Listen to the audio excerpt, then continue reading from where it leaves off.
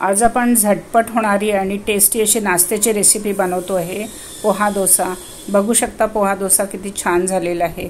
त्याची जाळी पहा किती सुंदर आलेली आहे आणि रंग पण पहा डोस्याचा किती सुंदर आलेला आहे। आणि त्याच्यासोबत आपण हिरवी तिखट अशी चटणी तयार केलेली आहे आणि हा डोसा या तिखट चटणीसोबत खूपच छान लागतो। बघू शकता किती सॉफ्ट झालेला आहे डोसा।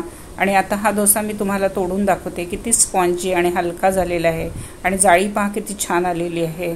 एकदम टेस्टी आणि झटपट होणारी रेसिपी आहे। हा डोसा सोप्या पद्धतीने कसा बनवायचा ते मी तुम्हाला सांगणार आहे, बऱ्याचशा टिप्स देणार आहे, तेव्हा व्हिडिओ शेवटपर्यंत नक्की बघा। माझ्या चॅनेलवर खूप साऱ्या रेसिपीज टाकलेल्या आहेत, लंच, ब्रेकफास्ट, डिनर आणि स्वीट डिशेस, त्या तुम्ही चॅनेलवर जाऊन बघू शकता। चॅनेलला सबस्क्राईब करायला विसरू नका। चला तर सुरू करूया रेसिपीला। आता आपण पोहा डोसा बनवतो आहे, त्याच्यासाठी आपण 1 कप तांदूळ घेतलेला आहे। हा पटनी राईस आहे। आपण आता याला एका बाउलमध्ये टाकून घेतो आहे। पटनी राईसच्या ऐवजी तुम्ही दुसरा कुठलाही तांदूळ घेऊ शकता। आता याच्यामध्ये आपण पाणी टाकून घेतोय आणि त्याला स्वच्छ धुवून घेतोय। हे पाणी आता आपण फेकून देऊन दुसरं पाणी टाकून 2-3 पाण्याने तांदूळ स्वच्छ आपण धुवून घेतोय। आता तांदूळ आपण स्वच्छ धुवून घेतलेला आहे, त्याच्यामध्ये आपण भरपूर पाणी टाकून त्याला 1 तास आता भिजत घालतो आहे। आता आपण एक बाउल घेतलाय आणि त्याच्यामध्ये हे 1 कप जाडे पोहे घेतले आहे, ते टाकून घेतोय आपण। जाडे पोहे आपण आधीच स्वच्छ करून घेतले, निवडून घेतले, खडे वगैरे असतील ते काढून घेतले आणि त्याला आता बाउलमध्ये टाकून घेतोय आणि त्याच्यामध्ये पाणी टाकून त्याला स्वच्छ धुवून घेतोय आपण। आणि आता हे जे पाणी आहे धुतलेलं पोह्यांचं ते आता आपण फेकून देतो आहे आणि त्याच्यामध्ये फ्रेश पाणी टाकून त्याला पण आपण 1 तास भिजत घालतोय। म्हणजे तांदूळ आणि पोहे दोन्ही 1-1 तास आपण झाकण ठेवून भिजवून घेतोय आहे। आता आपण डोस्यासोबत खायला चटणी बनवतोय, त्याच्यासाठी आपण मिक्सरचं एक भांडं घेतलंय आणि त्याच्यामध्ये छान फ्रेश कोथिंबीर आपण टाकून घेतोय। साधारण अर्धा कपापेक्षा थोडीशी जास्त कोथिंबीर आपण घेतलेली आहे आणि त्याच्यामध्ये आपण 4 हिरव्या मिरच्या तोडून टाकून घेतोय। मिरचीचं प्रमाण तुम्ही तुमच्याप्रमाणे कमी जास्त करू शकता। आपण इथे तिखट चटणी बनवतो आहे। आता त्याच्यामध्ये अद्रकचा छोटासा तुकडा टाकलेला आहे। 2 टेबलस्पून आपण डाळवा टाकून घेतो आहे। त्याच्यामध्ये आपण चवीप्रमाणे मीठ टाकतोय, अर्धा चम्मच मीठ टाकलेलं आहे आणि अर्धा लिंबू आहे आपण तो पिळून घेत आहे। लिंबाच्या रसाची एकदम स्लाइट आंबट अशी चव चटणीमध्ये खूपच छान लागते। आता आपण बर्फाचा तुकडा टाकलेला आहे आणि सगळं साहित्य आपण मिक्सरमधनं बारीक असं वाटून घेतो आहे। आता बघू शकता आपली चटणी किती छान फाईन अशी पेस्ट करून घेतली आहे। चटणी आपली पहा किती सुंदर झालेली आहे, त्याचा हिरवा रंग पहा। आता आपण त्याला एका बाउलमध्ये काढून घेतो आहे आणि आता या चटणीसाठी आपण फोडणी तयार करतोय। फोडणीसाठी आपण एक तडका पॅन ठेवलेला आहे आणि त्याच्यामध्ये आपण 1 टेबलस्पून तेल टाकून घेतो आहे। 1/4 चम्मच आपण मोहरी टाकतो आहे आणि त्याच्यामध्ये 1 पिंच हिंग टाकून घेतलेला आहे। 1 लाल मिरची घेतलेली आहे वाळलेली, तिचे तुकडे करून आपण ते टाकून घेतलेले आहे आणि 5-6 कढीपत्त्याची पानं टाकलेली आहे आणि 1 मिनिट तरी सगळं साहित्य आपण छान परतवून घेतोय तेलावर। आणि आता ही आपली फोडणी तयार झालेली आहे। बघू शकता किती छान झालेली आहे। आता गॅस बंद करून घेतो आहे आपण। आता आपल्या जे चटणी वाटून ठेवलेली आहे त्याच्यावर ही फोडणी टाकून घेतो आहे। बघू शकता किती सुंदर दिसत आहे चटणीचा हिरवा रंग आणि त्याच्यावरचं ही तडका। टेस्टी अशी आपली चटणी तयार झालेली आहे। ही पोह्याच्या डोस्यासोबत अप्रतिम लागते।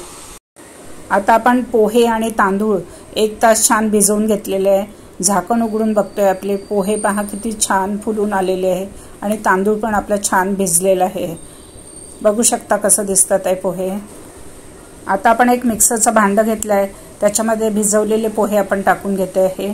आपण आता हे 2 बॅचेसमध्ये वाटणार आहे, तेव्हा आधी पोहे आहे ते अर्धे पोहे याच्यात टाकून घेतोय मिक्सरच्या भांड्यामध्ये आणि बाकीचे पोहे आपण दुसऱ्या बॅचला वापरणार आहे। आता त्याच्यामध्ये तांदूळ आहे तो 3-4 चम्मच तांदूळ आपण भिजलेला टाकून घेतोय।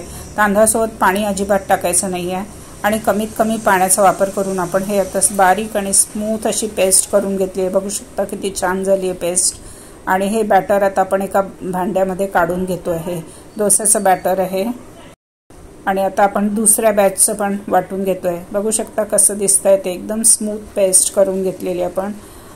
आता दुसऱ्या बॅचसाठी जेवढे उरलेले पोहे होते ते टाकून घेतोय आपण मिक्सरच्या भांड्यामध्ये आणि बाकीचे जे तांदूळ उरलेले आहेत ते सगळे टाकतोय। तांदळासोबत अजिबात पाणी टाकायचं नाही।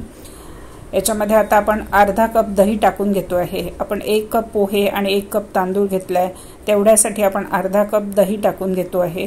आणि त्याच्यामध्ये आता आपण चवीप्रमाणे मीठ टाकून घेतो आहे। साधारण दोन्ही बॅचेसला लागेल असं 1.5 चम्मच मीठ टाकून घेतलेलं आहे। दह्यामध्ये पाण्याचा अंश असतो, त्याच्यामुळे आपल्याला याच्यात पाणी टाकायची अजिबात गरज नाही आहे। त्याच याच्यामध्ये आपण व्यवस्थित ते बारीक वाटून घेतलेलं आहे, एकदम स्मूथ पेस्ट करून घेतली आहे आणि दोन्ही बॅचेसचे बॅटर आपण एकत्र करून घेतलेलं आहे।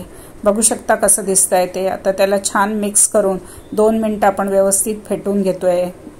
एवढ्या डोस्याच्या बॅटरमध्ये आपण 4 लोकांसाठी डोसे करू शकतो। आणि आता आपण ह्याला व्यवस्थित फेटून घेतलेलं आहे। याच्यामध्ये आपण 1/4 टीस्पून खायचा सोडा टाकून घेतो आहे आणि नाही टाकला तरी चालतो।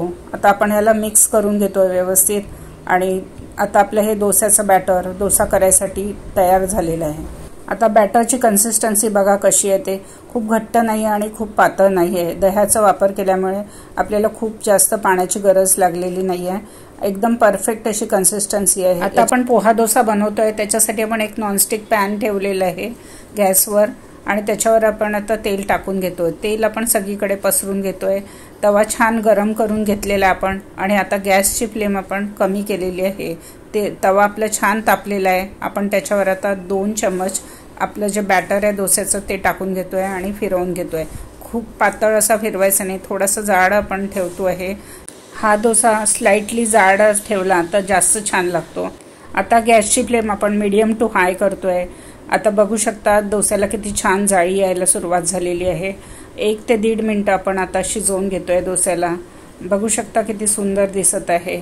आता त्याच्यावर थोडंसं आपण तेल टाकून घेतो आहे, हलकंसं आपण तेल टाकून घेतलेलं आहे डोस्यावर।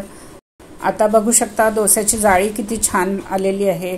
आपण त्याला 1 ते 1.5 मिनिट एका बाजूने शिजवून घेतलेलं आहे। आता आपण त्याला पलटवून घेतो आहे आणि बघू शकता रंग किती छान आला आहे। आता ह्याच रंगावर दुसऱ्याही बाजूने 1 ते 1.5 मिनिट आपण शिजवून घेतो आहे। आता 1-1.5 मिनिट आपण दुसऱ्याही बाजूने शिजवून घेतलंय। आता आपण त्याला पलटवून घेतो आहे। बघू शकता किती छान रंग आलाय, दोन्ही बाजूनी इतका छान रंग आलाय आणि जाळी पण खूप सुंदर पडलेली आहे। आता आपण डोसाला फोल्ड करून घेतो आहे। बघू शकता किती सुंदर डोसा तयार झालेला आहे आपण। आणि आता आपण हा डोसा एका प्लेटमध्ये काढून घेतो आहे आणि आता मी तुम्हाला ओपन करून दाखवते, त्याची जाळी किती छान आलेली आहे। बघू शकता किती सुंदर जाळी आलेली आहे डोस्याची। अजून एक डोसा मी तुम्हाला करून दाखवते आहे। आता आपण दुसरा डोसा करतोय, त्याच्यासाठी आपण थोडंसं तेल पुन्हा टाकून घेतलंय तव्यावर। तवा आपला छान गरम झालेला आहे। गॅसची फ्लेम आपण कमी केलेली आहे आणि 2 चम्मच आपलं डोस्याचं बॅटर आपण टाकून घेतले आहे। त्याला स्लाइटली जाड असा ठेवलाय डोसा आणि आता आपण गॅसची फ्लेम मीडियम टू हाय करून त्याला 1 ते 1.5 मिनिट आपण शिजवून घेतो एका साईडनी। बघू शकता किती छान त्याची जाळी पडलेली आहे डोस्याला। आता आपण एका साईडनी 1-1.5 मिनिट शिजवून घेतलेला आहे त्याला आणि परतवून घेतोय। बघू शकता डोस्याचा रंग किती छान आलेला आहे आणि याच रंगावर आपण दुसऱ्याही बाजूने 1-1.5 मिनिट आपण शिजवून घेतोय। आता दुसऱ्याही बाजूने शिजवून झालेले आपण त्याला पलटवून घेतलेले आहे। बघू शकता किती सुंदर झालंय, त्याची जाळी बघा किती सुंदर आलेली आहे। आता आपण ह्या डोस्याला एका प्लेटमध्ये काढून घेतो आहे आणि त्याची जाळी बघा किती सुरेख आहे। आणि अशाच प्रकारे आपण बाकीचे सगळे डोसे करून घेतो आहे।